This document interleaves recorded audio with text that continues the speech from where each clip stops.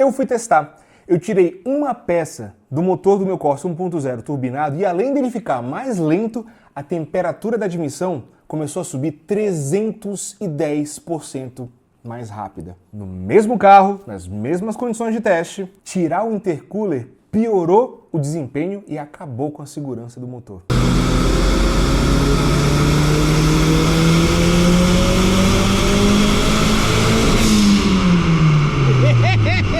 E tem gente que até hoje diz que intercooler não é importante ou necessário em um carro com motor turbinado. Olhem só como a situação é grave na prática. Esse teste foi feito em uma reaceleração de primeira marcha a 1000 RPM até o final da terceira marcha a 6.800 RPM nesse motor 1.0. Mas para a gente ter precisão e a gente não ter nenhuma variação que a gente chamaria de residual, nem para baixo nem para cima, a gente considerou somente a aceleração desse carro de 20 km por hora até 120 km por hora. E nos dois casos, a pressão de sobrealimentação do turbocompressor foi de 1,3 bar. Agora presta atenção, olha só.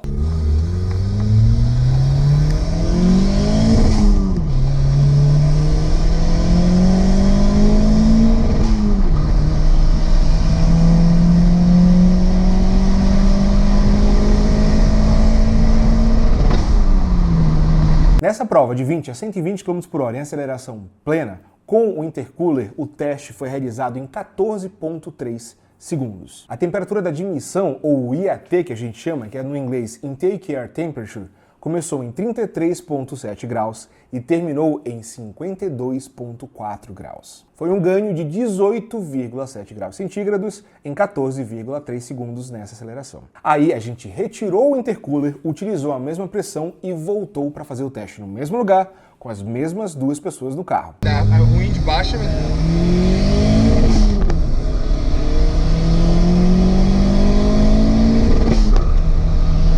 E tá dando umas pipocadas, inclusive, né?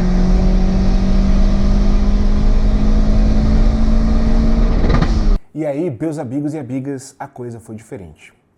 Bem diferente. Para fazer a mesma reaceleração, o carro precisou de 15,08 segundos, 0,78 segundos a mais. Só que o mais impressionante foi mesmo a temperatura da admissão. No início do teste, a temperatura da admissão do Corsa já era de 59,6 graus centígrados. E vocês estão sentados? No final do teste, a temperatura já era de 120,5 graus, quando a gente chegou nos 120 km por hora. Eu sei que vai ter gente que vai se incomodar com o fato do teste sem intercooler ter começado numa temperatura tão elevada, e eu entendo. Mas aqui entra uma realidade importantíssima desse teste sem intercooler.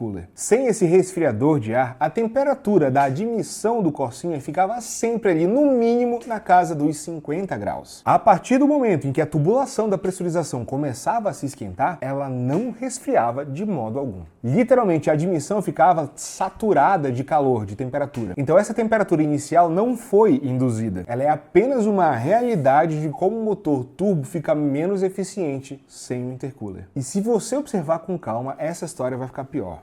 Bem pior. Durante esses testes de aceleração plena com um pico de 1,3 bar de pressão por conta do booster controller ali, a temperatura da admissão do Corsa subiu em 1,3 graus Celsius por segundo. Sem o intercooler, o ganho de temperatura na admissão foi de 4,03 graus Celsius por segundo. É um absurdo, pessoal. E isso porque a gente fez apenas uma pequena reaceleração de 20 até 120 km por hora. Imagine segurar o pé trancado até os 160 ou 180 km por hora. Manter o pé trancado nessa condição sem intercooler é um modo extremamente eficiente de derreter o motor. E aí, naturalmente, vai ter gente me perguntando: pô, Murta, por que o ar quente é ruim na admissão do motor do carro? Eu te explico e não é difícil de entender. Vamos lá. E embora tudo aconteça extremamente rápido dentro do motor, a mistura ar-combustível, o ar misturado com combustível que entra no motor, tem um papel extremamente importante para regular as temperaturas internas ali do motor. Então, nessa passagem do ar misturado com combustível pelo duto de admissão do cabeçote, pela válvula de admissão, pelo cilindro, pela cabeça do pistão, pela vela, a válvula de escape, durante o contato que essa mistura combustível está tendo, enquanto ela está sendo comprimida até formar a câmara de combustão, ela vai retirando temperatura, calor do ambiente. E aí a mistura combustível devolve esse calor quando há combustão.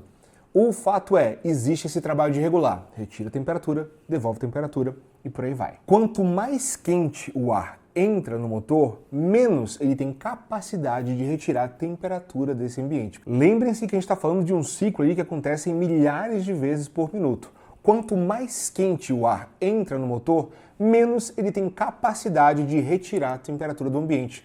E isso ajuda a esquentar o motor internamente e a gerar um ponto quente. E o ponto quente, invariavelmente, vai gerar uma detonação.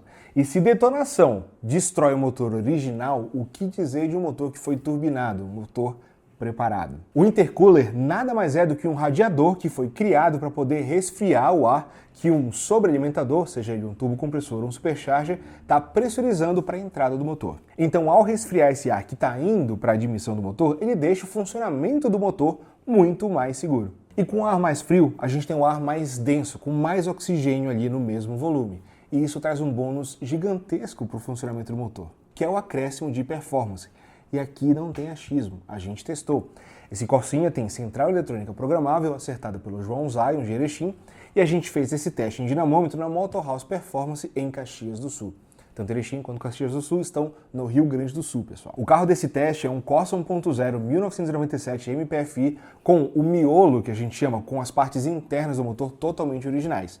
Mas a gente colocou uma flange no coletor de escape original. Para poder instalar o turbo compressor, é um Auto Avionics A1035M. Como eu disse, ele tem uma central eletrônica programável, ele usa etanol como combustível, bicos injetores de 42 libra-hora, booster controller e o pico de pressão de 1.3 bar. E no dinamômetro Motor House Performance, pessoal, o nosso Corsinha 1.0 sem intercooler com esse 1.3 bar de pressão entregou 110 WHP a 6.300 RPM e 13,18 kgfm de torque a 5.900 RPM. Com o intercooler instalado e exatamente a mesma pressão, pessoal, o Corsinha rendeu 122 WHP, cavalos de potência nas rodas, hein? A 5.400 RPM e 16,4 kgfm de torque, pessoal, a 5.300 RPM. Então a gente não está falando só de 10% a mais de potência e mais de 20% a mais de torque. Os rendimentos máximos ficaram em rotações mais baixas, ou seja, o carro fica mais esperto, mais aceso em rotações mais baixas, ou em outras palavras, ele fica mais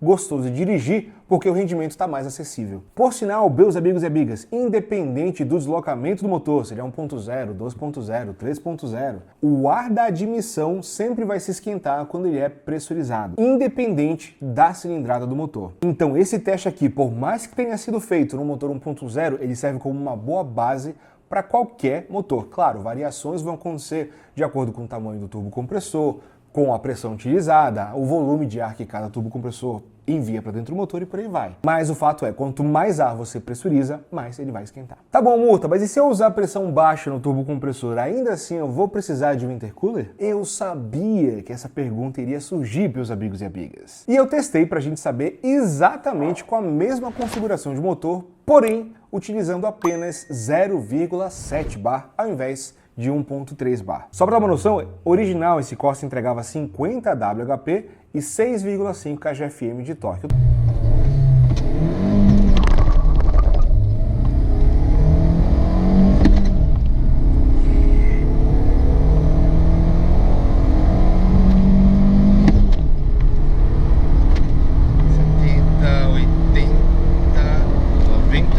Estou falando WHP porque esse é o modo de medição do dinamômetro Motor House Performance, tá bom?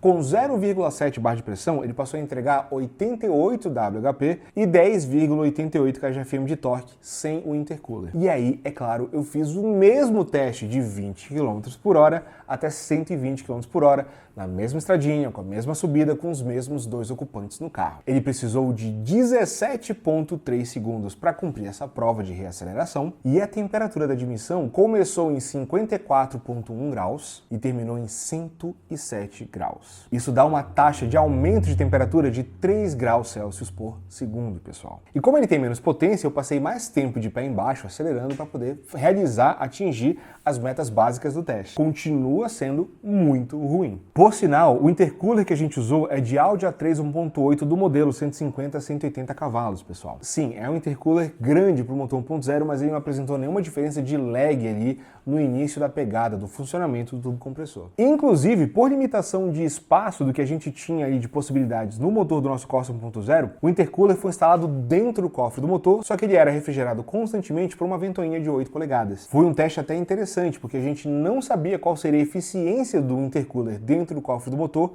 e a gente foi surpreendido, porque ele funcionou muito bem, mesmo sem ar frontal ali na frente dele o tempo inteiro. Então, para finalizar, com pressão mais alta ou com pressão mais baixa, salvo algum limite de regulamento, você sim sempre deve usar intercooler no motor do seu carro sobrealimentado. Use o intercooler sempre.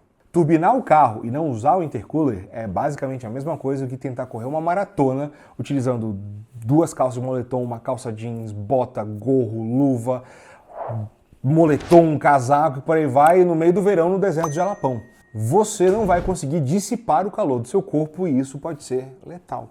Então, meus amigos e minhas amigas, se vocês gostam de testes reais e dados que não mentem, esse aqui é o lugar de vocês. Esse foi o primeiro vídeo do Murta Testa. A gente se encontra na quarta-feira que vem. Até já!